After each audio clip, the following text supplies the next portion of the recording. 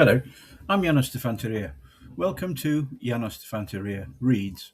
Over the coming months, I'll be reading selected passages from the ORSUS novels, exploring the real history that inspired them, and occasionally taking a closer look at the extraordinary people and events behind the fiction.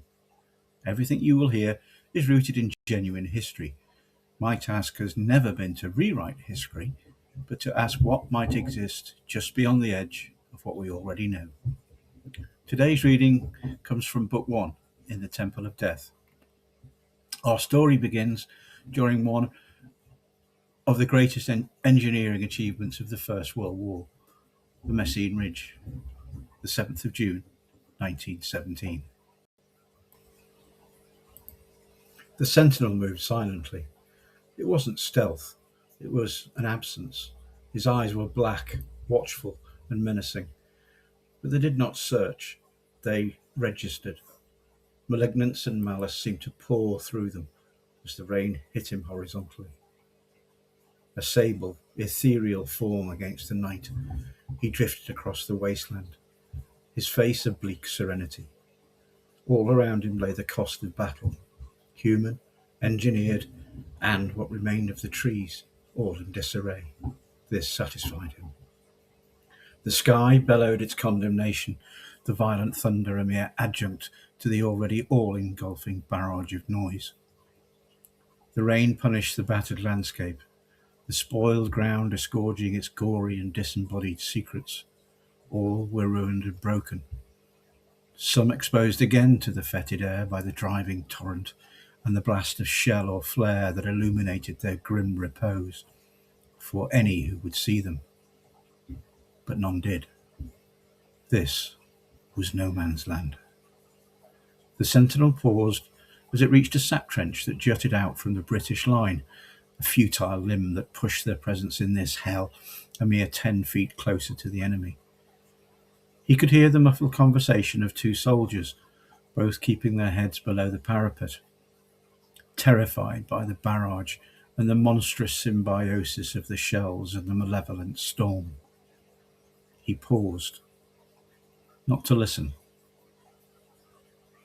just to confirm. Two voices, close, contained. One would end first, the other would follow. There was no deviation in this. "So right for you, Pitts. I've got 4 more hours of this shit. Trust you to pull a fast one with the platoon commander." "Well, it's my birthday tomorrow. Perhaps the bloke's got a soul after all." "Look, just keep your head down on the way out." Pitts was eager to leave this lonely refuge and started to get up. "Not yet, lad. Wait for your relief. He'll be here in a minute." Above them, the huge artillery barrage continued unabated. Over 2,000 guns and howitzers, ranging in size from 18-pounder field guns to 15-inch howitzers, had been assembled to pummel the defenders. Firing high explosive, tear and lethal gas, by 0250 hours that morning, over 3.5 million shells had rained down indiscriminately on the German lines. "Yes, Corporal. Sorry, Corporal." Red James was a survivor. He was a professional soldier who had come over in August 1914 with the British Expeditionary Force. And though only 23 years old, his manner and demeanour belied his youth, and he was well respected within his new unit. Double shift, just my bloody luck. He glanced at his pocket watch, wiping a sliver of mud from its face as a star shell burst overhead. He sighed and looked at his young companion, rain dripping over the lip of his steel helmet. Nearly midnight. Not long now before the barrage lifts and the attack starts. It's supposed to be a big show. I've heard that the clay kickers have been preparing this for over a year, maybe more, right along the salient. So there'll be a proper palaver if they cook this one up. I saw loads of Anzac infantry in the comms trenches when I was coming up here. Hope they get it right this time. Fritz has got concrete machine gun bunkers on the reverse side, all mixed up, if you see what I mean. It's so they're harder for us to take. Ames sighed and looked long and hard at his muddy boots. Too many good men gone for a slag heap. But there you have it. Anyway, let's see what the morning brings. At least that blasted rain is stopping. You should be careful on the way back. People get awful windy when there's something on. So now, mind yourself, son. Neither man registered the change in the air behind them. There was no sound to attach it to. The first died without understanding that anything had altered. The second had only time to register that something had already happened. Then he followed. Kingsman Williams was due at midnight, and he was on time, as usual. He hurried into the shallow trench in a crouching stumble, slipping in the ankle-deep mud as he did so. "Corporal Ames, it's me, Williams, come to relieve the birthday boy." His sentence was left unfinished as he fell across Pitt's body. Pitt lay coiled in fetal torment, hands clasping his throat, his eyes bulging and oozing from their sockets, saliva bubbling from his mouth. The body had already failed.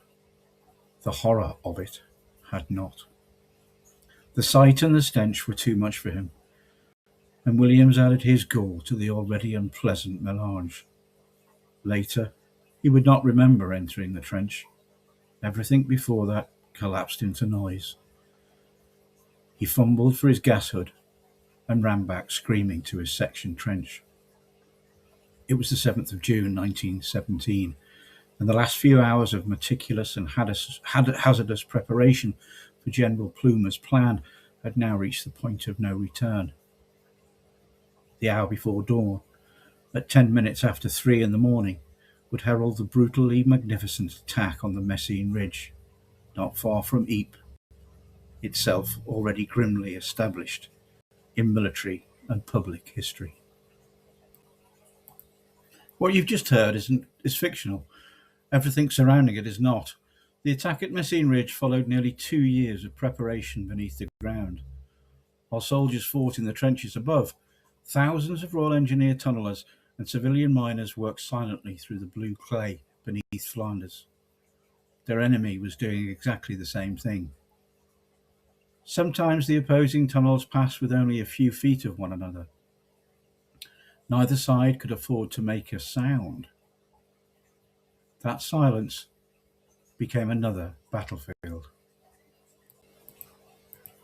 Much of Britain's success underground came from an extraordinary civil engineer named Major John Norton Griffiths.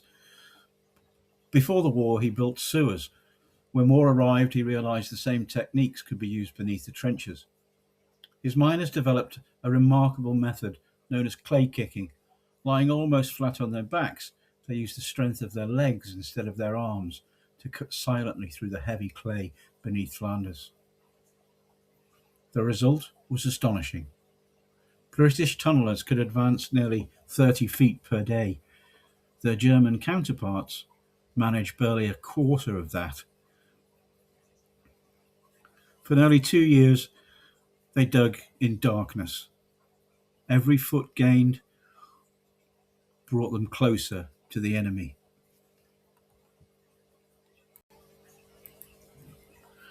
One of the things that fascinated me when researching the novel was that so many of the greatest achievements of the First World War happened completely out of sight. There were no cavalry charges, no dramatic advances, just ordinary working men, miners, engineers, labourers, digging patiently beneath the earth. History often remembers the generals. Sometimes it forgets the men who made victory possible.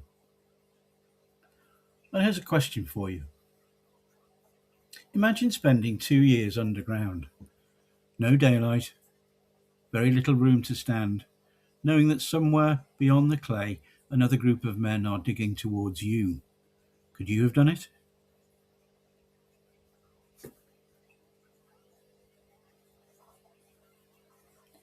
Thank you for reading history with me. I'll see you next time.